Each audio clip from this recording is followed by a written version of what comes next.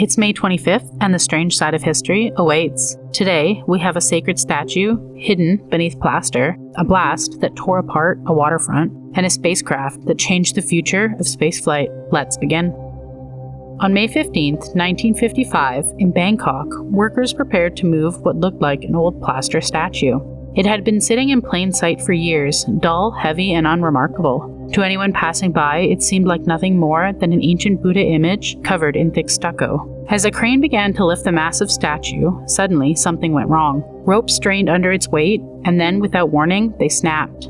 For a moment, there was only panic. Workers feared they had destroyed a priceless religious figure. Pieces of the outer plastic had broken away in the fall, but they had noticed something strange. It was not stone or clay, it was gold. As more of the plaster casing was carefully removed, the impossible truth emerged. The statue was no ordinary image at all. It was the Prabhupada Maha Suwana Patai Makon, a Buddha made from more than 5.5 tons of solid gold. For generations, it had been hiding in plain sight. Historians believe monks had covered the statue in plaster centuries earlier, likely to protect it from the invading Burmese armies. The disguise worked so well, the secret was eventually forgotten. For nearly 200 years, one of the greatest treasures in Thailand had been mistaken for plaster.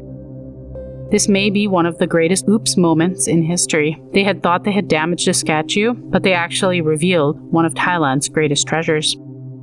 On May 25, 1865, the Civil War was over, but the killing was not finished. In Mobile, Alabama, along the city's northern waterfront, stood Marshall's warehouse, a massive storage filled to the brim with captured Confederate ammunition. Union troops had gathered an enormous stockpile there, between 200 and 300 tons of gunpowder, artillery shells, and military explosives. To the people, it may have looked like a war was being packed away, but inside the warehouse, death was being stacked by the ton. At around 12:15 in the afternoon, workers were unloading shells when something terribly went wrong. No one knows the exact moment or the exact mistake, because no one close enough to see it survived. A spark, a drop, a careless moment, and the warehouse vanished. An explosion tore through the waterfront with terrifying force. Buildings were flattened for blocks. Ships on the river were sunk where they sat. Debris rained down across the city as people ran through the dust, smoke, with screams, not knowing if the war had somehow returned.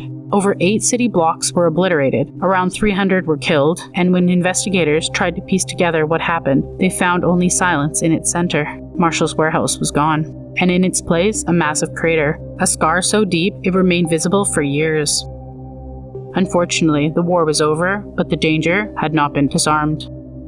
On May 25, 2012, something approached the International Space Station, and it was not built by NASA. It was a private spacecraft called the Dragon, drifting silently towards the station at thousands of miles per hour, carrying food, clothing, supplies, and student experiments for the astronauts living above Earth. For decades, missions had belonged to the governments, and space was controlled by nations, budgets, and agencies. But now, an uncrewed capsule, built by SpaceX, was closing in on one of the most important structures humanity had ever placed in orbit. The Dragon had launched from Cape Canaveral on the Falcon 9 rocket, then spent days carefully chasing the station through orbit. Every moment had to be precise. Too fast, and they'd become a danger. Too slow, and it would drift away into the black. Then came the most delicate moment. NASA astronaut Don Pettit guided the station's robotic Canadarm2 towards the capsule. Slowly, the metal arm reached out into space, then caught the Dragon. Pettit radioed down, "Houston, station, we've got us a Dragon by the tail."